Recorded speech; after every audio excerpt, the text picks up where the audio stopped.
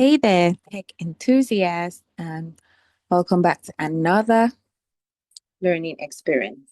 Just imagine you could lock down your organization's most sensitive data with the same precision and security at a high-tech vault. Yes. So in a world where we have cyber threats that are so ever present, having a robust access management is really crucial and important.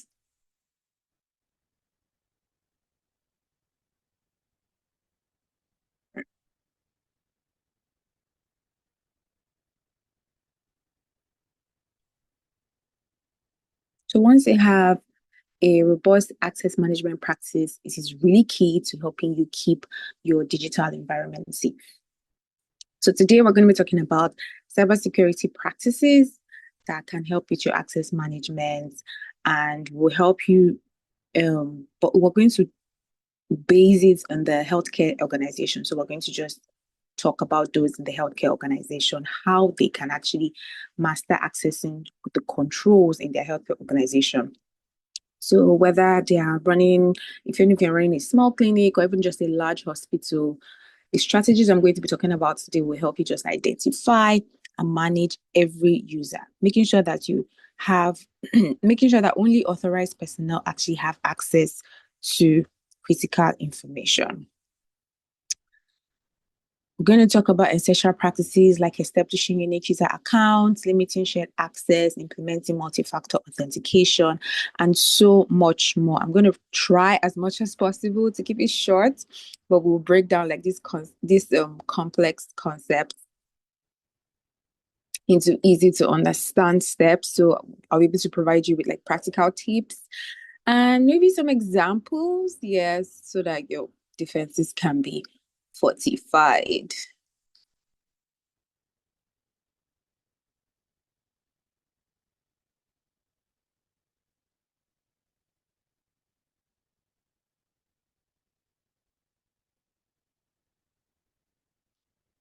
So don't let any unauthorized access put your organizations at risk. So first things first, we can actually ask, what is access management in healthcare organizations? It's really important for any healthcare organizations of all sizes to ensure that all their users are properly identified and they have access to their data. Application systems and even endpoints are monitored and controlled. So this practice will help actually protect their sensitive information and even mitigate the risk of cyber attacks. So let's get right into it. We'll also talk about sub practices for small organizations and how they can ensure essential security controls. So let me give you a scenario here. So just imagine you're walking through a virtual fortress. Let me use that example. So let's just imagine you're walking through a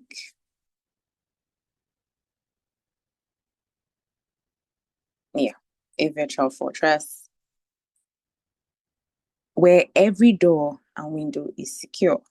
So every door is secure, every window is secure. That's every single door as you go from one door to another. They're all secure, all locked.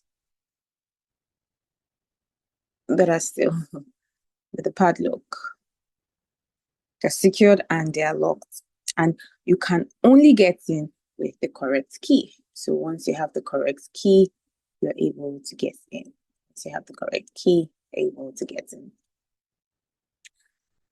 And this is the level of security you can actually achieve with proper access management. So as you use the right sub practices, you'll be able to create a digital environment where patient data is protected and cyber threats are kept at bay. As I said earlier, we're focusing on healthcare organizations. So every single one of us at one time or the other is going to visit the hospital. And yes, it's really important for healthcare organizations to actually have all our data to be secure. This is really sensitive information and it can affect people's lives if it gets out there or gets into the wrong hands. Why is it important for us to have all these practices and all these organizations, healthcare, whether small or large. Protecting patient data is really essential. So let me.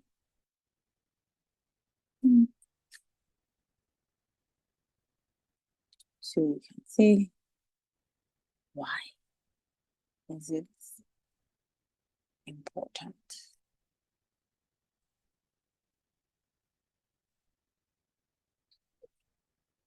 So protecting patient data and ensuring only authorized personnel have access to sensitive information is more important than ever. So once you do these access management practices, you can actually help to just help to safeguard the organization's data, comply with regulations, and help to build trust with patients. I can imagine a patient finding out that their data is just out there. Somebody knows their illness, which can actually affect whatever work it is they're doing in this life or whatever thing they are doing, because some people really just don't want anybody knowing what is wrong with them, and their illnesses are really personal to them. Like, you need to respect people's privacies or let them share what they want to share with people. It's so painful and hurtful when hackers or unauthorized people get access to some people's health data and then use it to exploit them, or for whatever reason, because it can affect them mentally, psychologically, knowing that somebody can just put their health information out there, especially when they don't want it. So it can really be detrimental to people's mental health. Not even talk about financial, social, psychological, or physical. Because it can cause extra stress, right? And once there's extra stress, it can also affect their health some further. So, how can we achieve these basic access management practices that NIST framework outlines? Because, yes, we also have to do with all the practices of NIST framework.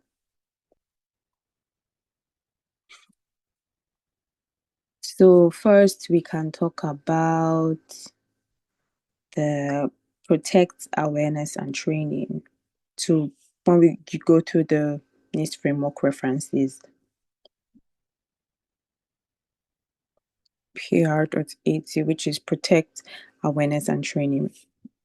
And this reference just ensures that all the users are aware of and trained on cybersecurity policies, which is the cornerstone of any secure digital environment. So, for example, all health organizations have to learn to conduct or should conduct regular training sessions for their employees so that they can recognize phishing attempts and other cybersecurity threats.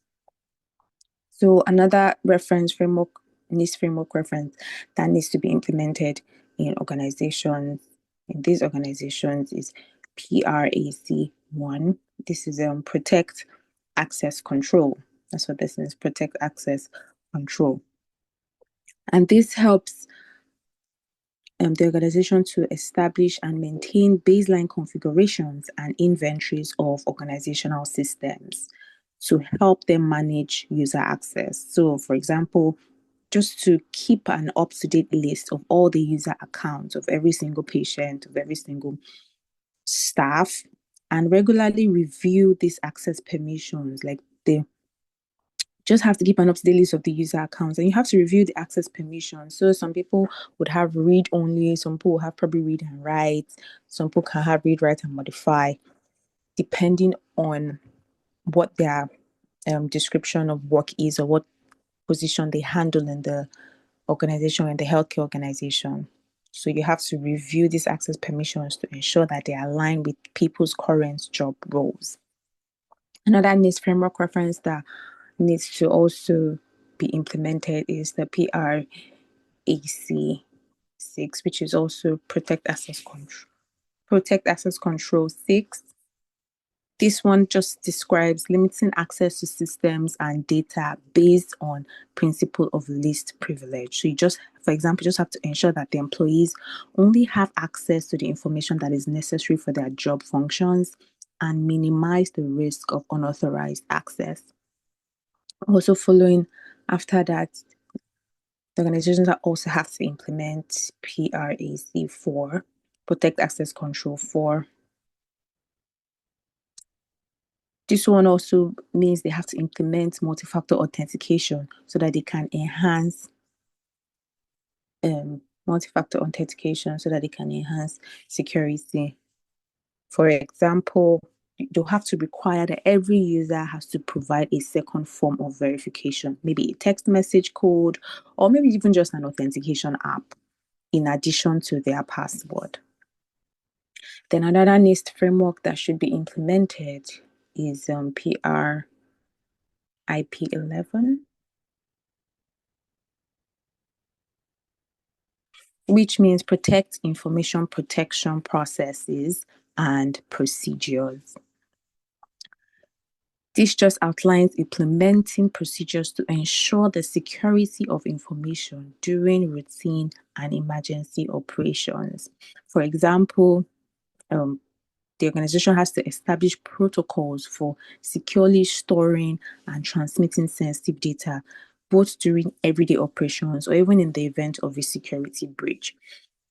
You just have to figure out how those data have to be securely stored and transmitted at every point in time during the operations, following the organization's playbook and procedures like that. Another framework that needs to be implemented is PR IP1, which is protects information protection processes and procedures. One, this just describes developing and implementing security policies and procedures that guide the organization's approach to cybersecurity. For example, they have to create detailed access management policies that outline the steps for creating, managing, and terminating a user account. Because sometimes some employees might be terminated or fired, and some of them still have access to their accounts, which can lead to a breach or them stealing data. Or having, once they have unauthorized access, like what is an employee that's no more working in an organization still having their user accounts being able to be accessed? That is wrong. So it just helps to create detailed access management policies that follows the steps for whether they create, manage, or terminating a user's account. And finally, we'll talk about for the NIST framework references for these organizations would be PREC7, that is Protect Access Control 7.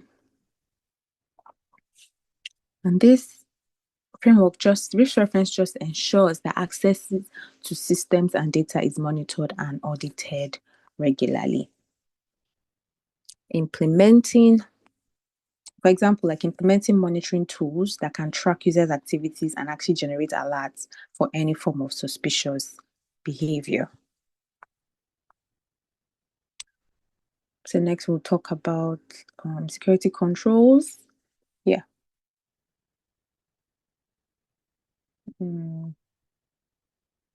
Security controls that enable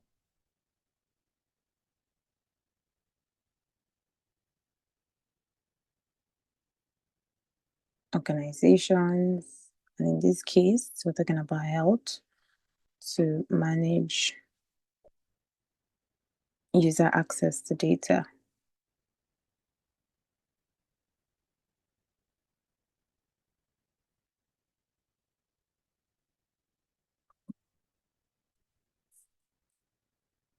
And first, we'll talk about establishing a unique user account.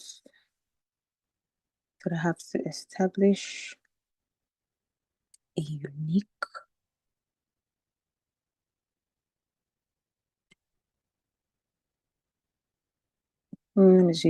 account for each user.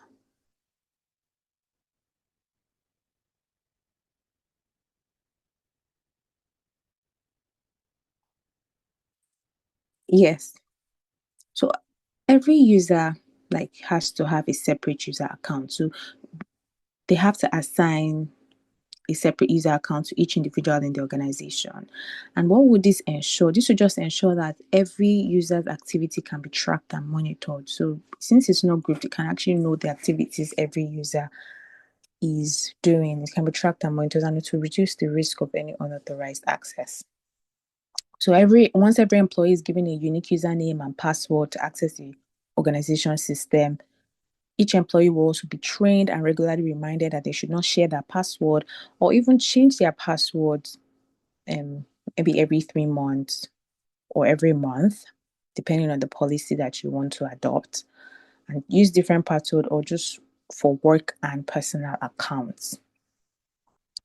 And what would this do? The fact that you allow your users to have unique accounts will actually help with accountability, and it will enable the organization, in this case, the health organization, to trace any security incidents back to a specific user. Then secondly, we'll talk about limit the use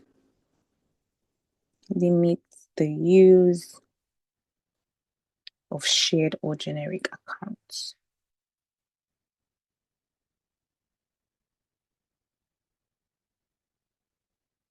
Shared or generic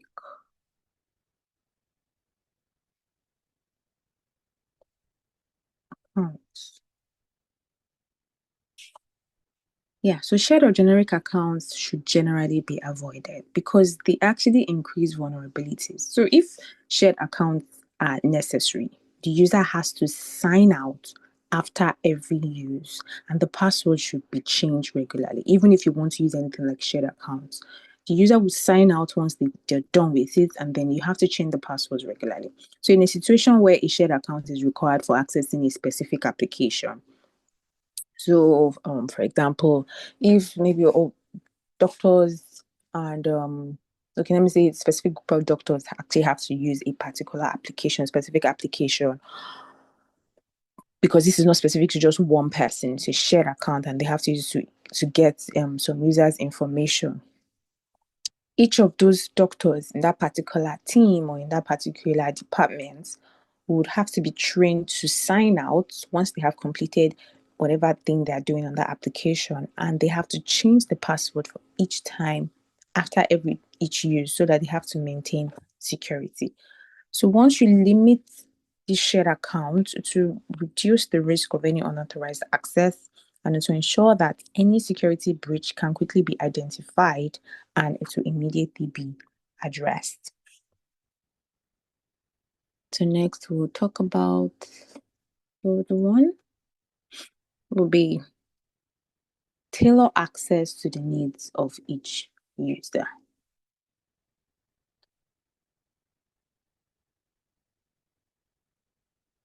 Tailor access to the needs of each user. So once you tailor users' access based on their specific job requirements, we usually call it like provisioning. So most users need access to common systems like email and file servers, but additional access should just be granted based on their role. So a nurse may need access to electronic health records and patient scheduling systems. So while an administrative assistant may only require access to email and internal communication tools. So this tailored access will just ensure that these users have the necessary permissions to perform their duties without actually exposing the organization to unnecessary risk. And next, we can talk about we terminate the user's access. We terminate users' access as soon as the user leaves the organization.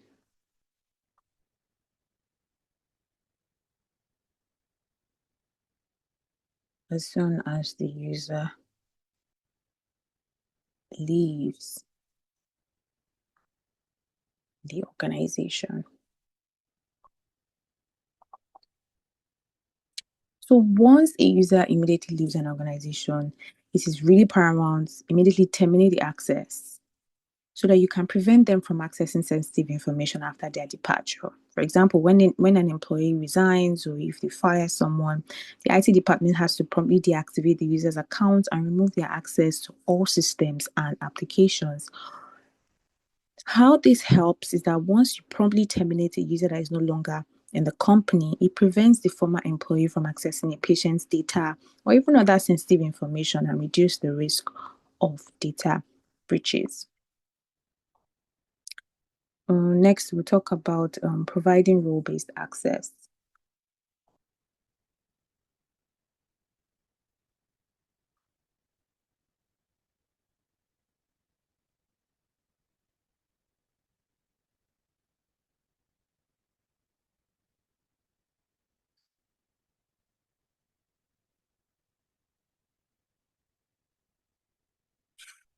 You have to just grant access to computers and programs based on the user's role in the organization. So you have to follow the minimum necessary principle associated with the HIPAA rule. That's the HIPAA privacy rule. So, for example, a billing specialist is granted access to financial records and billing systems, while a doctor has to be given access to patients' records and medical applications. So this role-based access just limits exposure to unauthorized access and ensures that every user can only access information necessary for their roles. Then ensure you configure systems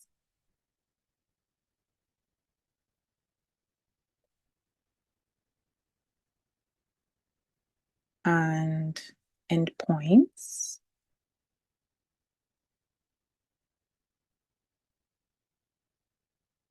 with automatic lock or log off.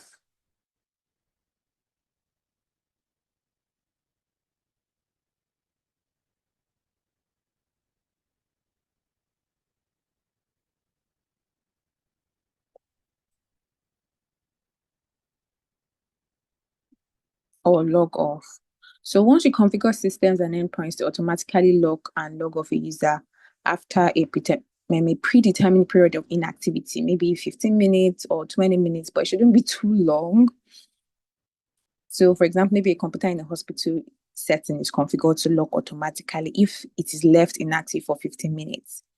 The user would actually be required to re-enter their password to regain access. And what this does is this automatic lock and log off just reduces the risk of any unauthorized access if a device is left unattended.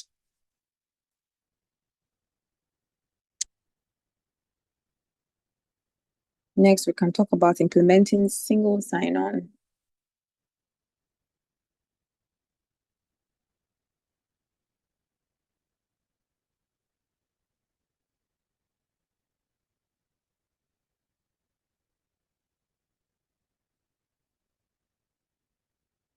Which we usually write also known as SSO.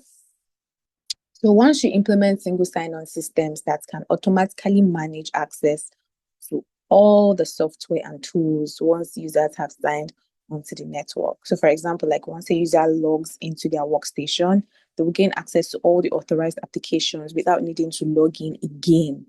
So to just streamline access management. So single sign-on just simplifies access management and helps to enhance security by centralizing access control and monitoring. And then we talk about implementing multi-factor authentication for the cloud. Yeah.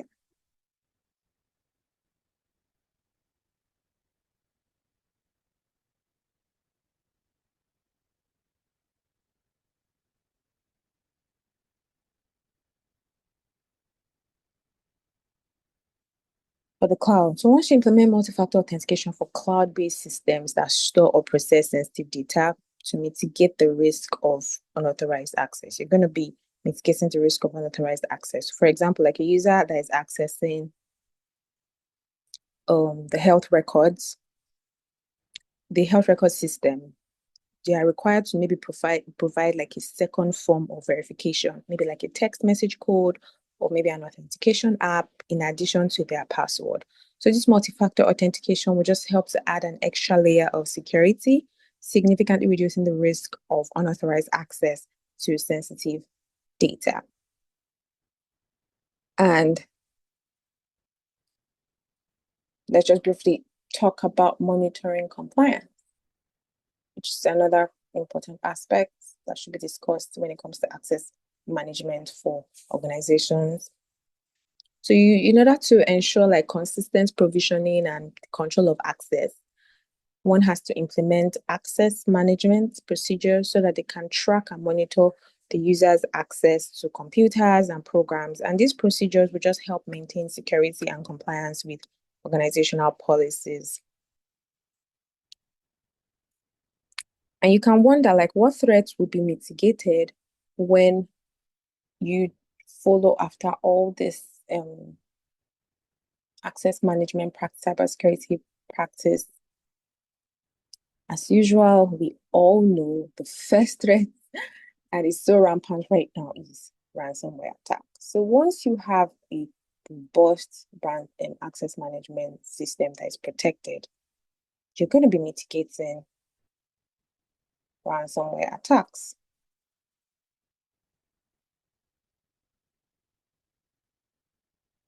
And once you manage your user access and you implement security controls, your health organization can prevent ransomware attacks that could actually lock users out of their systems.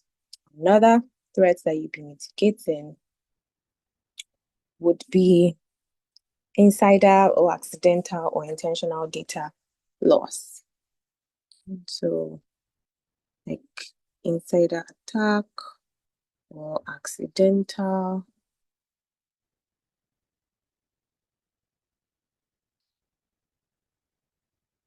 or intentional data loss.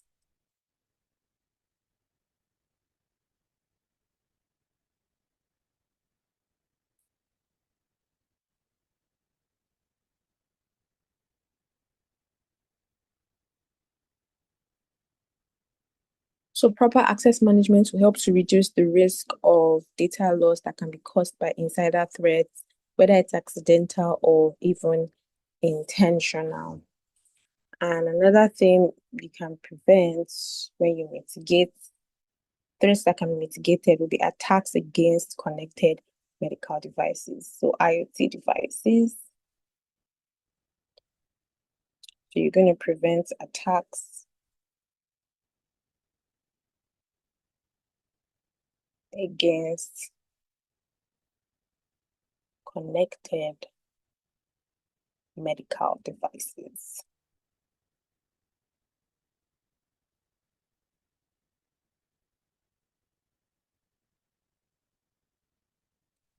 So effective access management helps to protect connected medical devices from attacks that could actually compromise a patient's safety.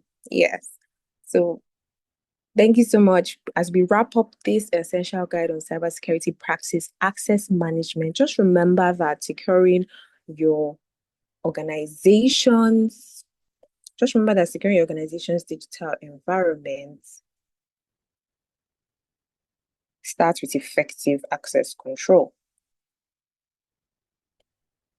And once you implement all these strategies that we've discussed, from ensuring unique users accounts to establishing multi-factor authentication, you're just going to be taking important steps to protect sensitive information and build a resilient defense against cyber threats. Like imagine a fortress where every gate is monitored, like every entry is controlled, and you have only trusted individuals that can pass through.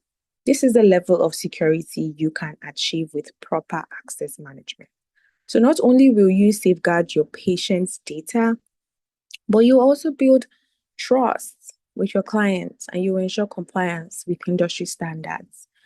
But our journey doesn't end here. The world of cybersecurity is ever evolving. So you have to stay vigilant. You have to keep exploring. You have to keep learning. You have to continue to refine your access management practice so that you can stay ahead of potential threats.